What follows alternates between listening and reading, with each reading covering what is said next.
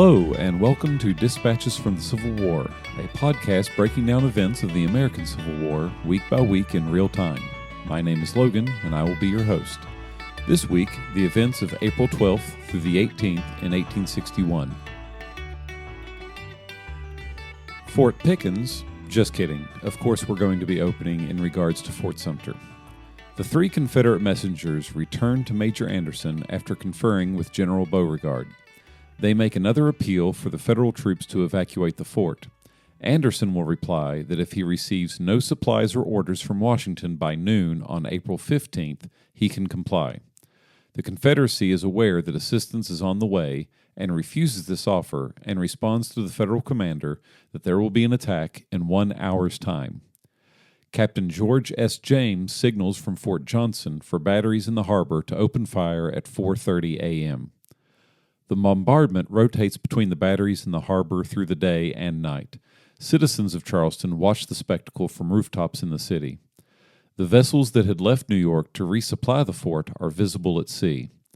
The next day at 2:30 p.m., having no more remaining food and insufficient number of men, Major Anderson decides that further conflict is without purpose.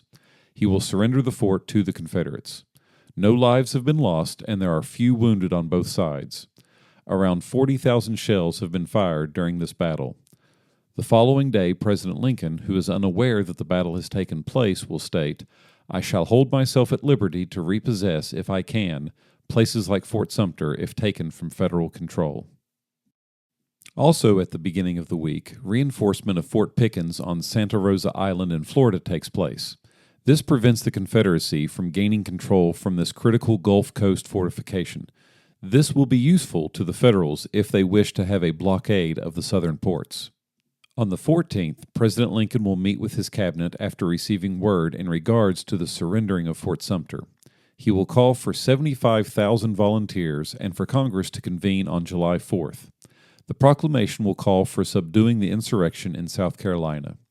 To appreciate how large of an increase this is for the military, towards the end of 1860, the Army had a total strength of around 16,000 officers and men. Furthermore, General Winfield Scott is the only officer of any grade on either side with experience in fielding an army of more than 5,000.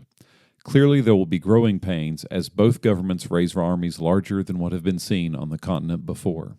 The request for volunteers is received with support in the northern states.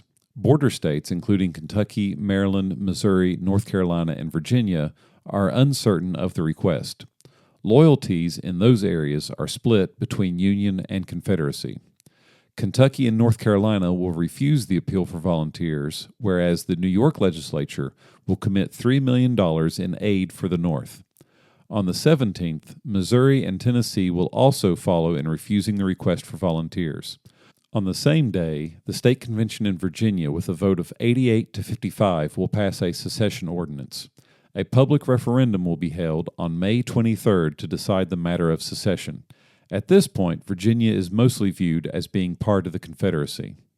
In Washington, there will be rumors that Lincoln has approached Colonel Robert E. Lee to command the Union Army and that he has declined the offer. The president will also listen to eyewitnesses of the events in Charleston, South Carolina. Meanwhile, the Star of the West, a ship that General Winfield Scott had suggested for relief efforts to Fort Sumter, will be captured by Confederate troops under General Earl Van Dorn, who happens to be a great-nephew of former President Andrew Jackson. The ship will be put into service by the Confederate Navy. President Jefferson Davis will announce that the Confederate government will accept applications for letters of marque. This is essentially legalized piracy and an effort to deal with the inevitable interference of the federal government into trade with the southern nation.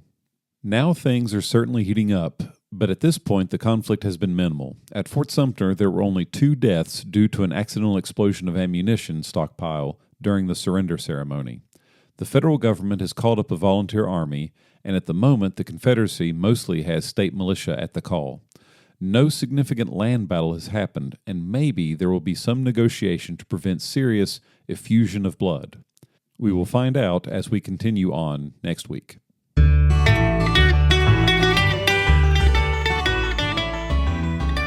Thank you for listening to Dispatches from the Civil War. Written, produced, recorded, and developed by myself with assistance provided by Rosemary and Paige, the Podcats. If you've enjoyed this or other episodes, please consider putting up a review and recommending it to your friends. Until next time, keep fit as a fiddle and toe the mark.